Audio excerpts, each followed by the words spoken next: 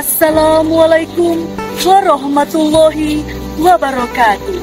Perkenalkan, saya Putri Hafizah Tatsbita dari NTSN Barito Utara, Provinsi Kalimantan Tengah. Legenda Sungai Barito dikisahkan pada zaman dahulu di sebuah tumpung desa sangat kecil, hanya dihuni beberapa kepala keluarga di daerah tadi. Tinggallah seorang janda dengan 2 orang anaknya. Anak yang pertama bernama Pati Laluntur, sedangkan seorang lagi bernama Pati Sasangan. Dikarenakan usia yang telah uzur, sang ibu pun meninggal dunia, sehingga tinggallah 2 orang kakak beradik yang sudah menginjak usia remaja. Keduanya hidup rukun sampai tumbuh menjadi pemuda dewasa. Beranjak dari keinginan untuk mengubah taraf hidup mereka yang sangat sederhana di tumpung, serta keinginan untuk menimba pengalaman di daerah luar, Pati Laluntur dan Pati Sasangan sepakat untuk meninggalkan gubuk mereka. Sasangan, cukup sudah rasanya kita hidup serba kekurangan. Saatnya kita membuka diri untuk mencari hidup dan kehidupan yang layak di negeri orang, ajar Pati Laluntur. Ya Laluntur, ya aku ikut saja. Nampaknya sekarang adalah waktu yang tepat untuk merubah nasib kita, jawab Pati Sasangan. Dengan bekal seadanya, kedua kakak beradik itu berangkat mengembara tanpa tahu arah yang mesti dituju. Mereka mengembara keluar masuk hutan belantara dan berharap segera bertemu dengan pemukiman penduduk. Sekian lama mereka berkelana, tidak jua ditemukan adanya tanda-tanda kehidupan daerah yang mereka lewati. Hanya semak belukar, pepohonan besar, dan berbagai satwa liar yang mereka jumpai. Bekal yang mereka bawa pun semakin menipis, tidaklah cukup untuk menempuh perjalanan tanpa batas. Untuk mengisi perut, mereka memakan hewan yang diburu dan dibakar, buah-buahan, umbi-umbian, dan pucuk-pucukan yang ditemui sepanjang perjalanan. Suatu hari, karena terlalu lelah dengan perjalanan jauh itu, mereka istirahat di bawah sebuah batang pohon besar yang rindang. Pati Laluntur dan Pati Sasangan tidur-tiduran sambil menatap langit, sambil melihat burung-burung berterbangan menari riang. Untuk mengusir langit, mereka membuat api unggun kecil atau perapian. Agar api unggun yang dibuat dapat bertahan lama, sang adik Sasangan mengambil ranting-ranting kecil dari pohon tempat mereka berdiri.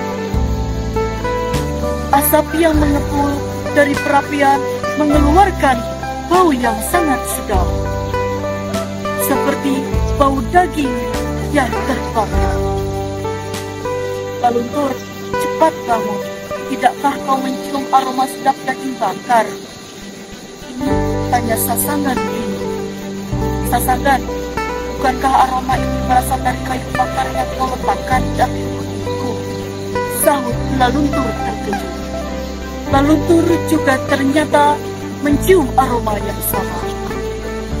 Pati Laluntur segera membuat salah satu dahan pohon untuk mengeluarkan aroma seperti daging.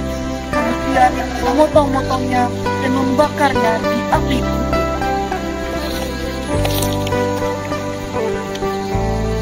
Asap yang keluar dari api unggun tampak menebal dan kembali menebar aroma yang sangat sedap, membangkitkan rasa lapar.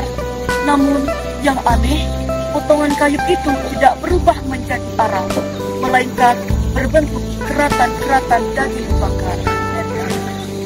Laluntur tidak sabar untuk segera mencicipinya.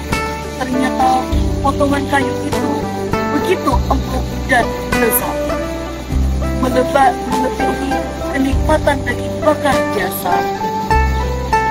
Sang adik Patih Sasangan segera melakukan hal yang sama. Sasangan, sepertinya alam sangat mengerti akan kebutuhan kita, sampai-sampai engkau selesai sedia untuk kita, ucap Laluntur sambil mengunyah daging. Ya, rezeki memang tidak kemana. Kita tembang pohon itu bekal kita di perjalanan nanti, sahut Sasangan. Akhirnya keduanya menebang pohon yang rindang itu dengan dipotong-potong kecil untuk dijadikan santapan. Sisanya sebagai bekal perjalanan mereka. Belum lagi habis santapan di hadapan mereka, sang kakak sangat terperanjat menyaksikan perubahan yang terjadi pada tubuh adiknya. Tubuh Patih Sasangan mulai ditumbuhi sisi-sisi kepal. Laluntur tertawa terbahak-bahak dan menganggap perubahan tubuh adiknya itu sebagai sesuatu yang lucu. Hahaha, Sasangan, kenapa rupamu bersisi-sisi seperti ikan saja? Kejek Laluntur sambil tertawa. Laluntur, lihatlah tubuhmu. Ditumbuhi sisi-sisi. Apa yang terjadi pada kita? Sasangan terkejut. Konon, kedua kakak beradik itu telah memotong dan memakan tubuh seorang yang telah bertapa di daerah itu. Tubuh itu tidak terlihat karena telah menjadi sebatang pohon sehingga tidak dapat dikenali lagi.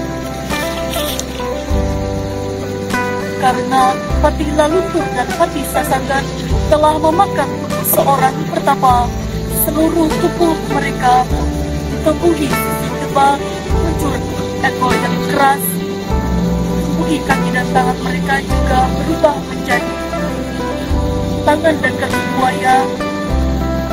Kepala mereka pun berubah menjadi buaya. Jadilah keduanya 2 ekor buaya putih. Kedua ekor buaya putih itu merangkak menjelajahi hutan dan rimba belantara untuk mencari laut sebagai tempat keduanya hingga bertemu dengan laut. Ketika hujan turun, titik-titik hujan menyatu, mengalir melewati jalan yang kedua buaya itu lewati. Makin sering hujan turun, terjadi pengikisan tebing sungai. Kemudian, akibat erosi vertikal, hebat aliran tadinya kecil berubah menjadi besar dan bertemu dengan aliran tempat yang lama-lama. Lama-lama aliran itu menjadi sungai, hingga terbentuklah Sungai Barito. Sekian, terima kasih.